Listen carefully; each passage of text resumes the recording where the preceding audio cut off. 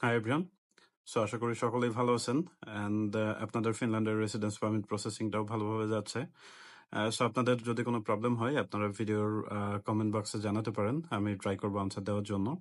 এটা ছাড়াও হায়ার স্টাডিজের জন্য যদি আপনাদের কোনো ইনফরমেশন লাগে, আমাদের একটা গ্রুপ আছে, সেখানে আপনারা জয়েন করতে পারেন। আমি ওই গ্রুপের লিঙ্কটা ডেসক্রিপশন বক্সে অ্যাটাচ করে দেবো।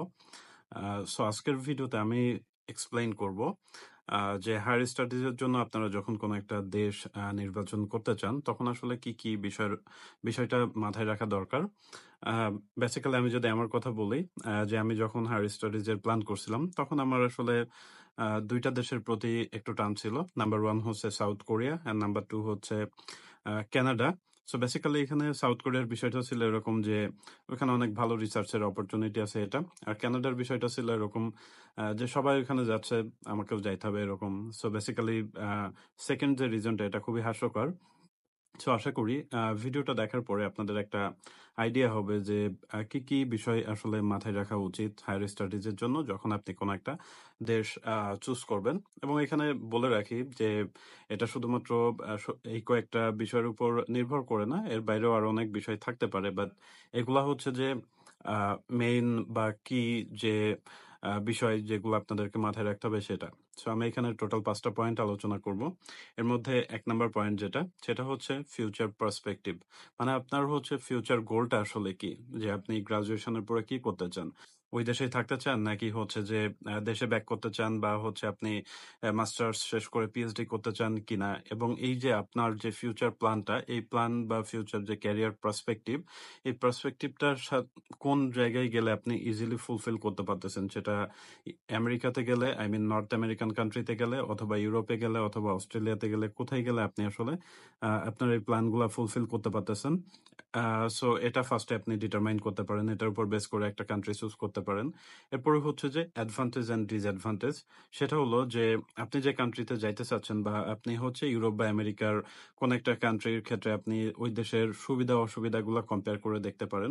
এবং এটা খুবই ইম্পর্টেন্ট, কারণ এই অ্যাডভান্টেজ ডিসঅ্যাডভান্টেজ গুলা হচ্ছে আপনাকে অবশ্যই জেনে যেতে হবে, না হলে আপনি যখন ওই কান্ট্রিতে এইগুলা না জেনেই যাবেন তখন হচ্ছে যে ঝামেলায় পড়বেন। সো বেসিক্যালি এখানে অ্যাডভান্টেজ ডিসঅ্যাডভান্টেজ বলতে আপনি ওই দেশের পিআর পলিসি কি, ভিসা, আপনার পাসপোর্ট পাওয়ার ক্রাইটেরিয়া গুলা কি, এরপরে হচ্ছে যে জবের অপরচুনিটি কেমন, সেটা হতে পারে যে আপনি বিফোর অ্যান্ড আফটার গ্রাজুয়েশন, তারপর হচ্ছে যে আপনি গ্রাজুয়েশন করার পরে তারা কতদিন আপনাকে সময় দিচ্ছে, এছাড়া হচ্ছে ওইখানকার ওই দেশের ভিসা বা রেসিডেন্স পারমিট এগুলা কত ইজিলি পাওয়া যাচ্ছে, এই বিষয়গুলো হচ্ছে আপনাকে মাথায় রাখতে হবে। এরপরে হচ্ছে যেটা আসে সেটা হলো যে স্কলারশিপ। সো বেসিক্যালি ওই সমস্ত কান্ট্রিতে হচ্ছে কি ধরনের স্কলারশিপ দিয়ে থাকে সেটাও আপনাকে দেখতে হবে। সো স্কলারশিপের ভেতরে বিভিন্ন ইউনিভার্সিটির স্কলারশিপ থাকতে পারে, বা হচ্ছে যে আপনার গভর্নমেন্ট ফান্ডেড স্কলারশিপ থাকতে পারে। যেরকম ইউরোপের অনেক কান্ট্রি আছে যেখানে তারা ফুল ফান্ডেড স্কলারশিপ দিয়ে থাকে, আবার অনেকে আছে আপনার 100% স্কলারশিপ দিয়ে থাকে। সো এই বিষয়গুলো আপনাকে মাথায় রাখতে হবে, কারণ আপনি যখন একটা টিউশন ফি এর বোঝা নিয়ে বাইরে পড়াশোনা করতে যাবেন তখন কিন্তু আপনার জন্য এটা অনেক বড় ডিফিকাল্ট। এই জন্য এমন একটা কান্ট্রি চুজ করার চেষ্টা করতে পারেন যেখানে আপনি কম টিউশন ফিতে পড়াশোনা করতে পারেন, বা আপনি একটা ফুল স্কলারশিপ নিয়ে গেলেন যেটা অ্যাটলিস্ট আপনার ফুল টিউশন ফিটা কাভার করলো। এরপরে হচ্ছে যে ওই দেশের ওভারঅল কস্ট কি রকম। ওভারঅল কস্ট বলতে ধরেন ব্যাংক স্টেটমেন্ট, তারপর টিউশন ফি, এরপরে হচ্ছে আপনার লিভিং এক্সপেন্স, এই বিষয়গুলো কেমন। কারণ হচ্ছে যে কিছু কান্ট্রি আছে যেখানে লিভিং এক্সপেন্স অনেক বেশি, আপনাকে অনেক বেশি টিউশন ফি পে করতে হয়। এই সমস্ত দেশগুলোতে দেখা যাবে যে আপনার জন্য সার্ভাইভ করা ডিফিকাল্ট হয়ে যাবে যদি না আপনার ফ্যামিলি ব্যাকআপ ভালো থাকে। এই জন্য এই বিষয়টা আপনাকে মাথায় রাখতে হবে। এবং ফাইনালি সেটা হচ্ছে যে ইউনিভার্সিটির র্যাঙ্কিং, এবং সামটাইমস আপনি সাবজেক্টের র্যাঙ্কিংটাও দেখতে পারেন। এটা ইম্পর্টেন্ট, কারণ হচ্ছে আপনি কোন একটা ভালো ইউনিভার্সিটি থেকে যখন ব্যাচেলর বা মাস্টার শেষ করে পরবর্তী ডিগ্রির জন্য অ্যাপ্লাই করবেন, লাইক আপনি কোন একটা ইউরোপিয়ান ভালো ইউনিভার্সিটি থেকে ব্যাচেলর শেষ করে আপনি মাস্টার্সের জন্য অ্যাপ্লাই করলে তখন দেখবেন যে আপনার অ্যাকসেপ্টেন্স টা বেড়ে যেতে পারে, বা হচ্ছে যে ওদের কিন্তু এই ইউনিভার্সিটির র্যাঙ্কিং এর উপর বেস করেও বেশ কিছু পয়েন্ট থাকে। যখন আপনি বিভিন্ন স্কলারশিপে অ্যাপ্লাই করবেন তখনও দেখবেন যে ওরা ইউনিভার্সিটির র্যাঙ্কিং চাচ্ছে। সো আপনি একটা ভালো র্যাঙ্কড ইউনিভার্সিটি থেকে যদি একটা ডিগ্রি শেষ করেন, তখন দেখা যাবে যে আপনার পরবর্তী ডিগ্রিটার পথটা অনেক বেশি স্মুথ হয়ে গেছে। এটা ছাড়াও ভালো ইউনিভার্সিটিতে পড়ার একটা ভালো সুবিধা হচ্ছে যে আপনি হয়তো জব মার্কেট বা ইন্টার্নশিপে একটু আগায় থাকতে পারেন।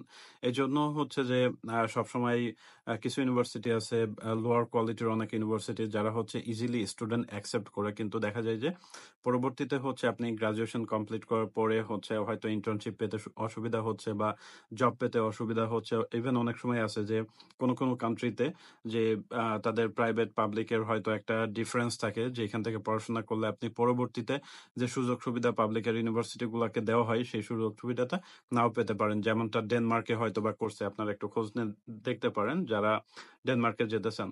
সো বেসিক্যালি এই ৫ টা পয়েন্ট হচ্ছে আমার কাছে যেটা মনে হয় যে ইম্পোর্টেন্ট পয়েন্ট যেটা আপনাদের মাথায় রাখা উচিত।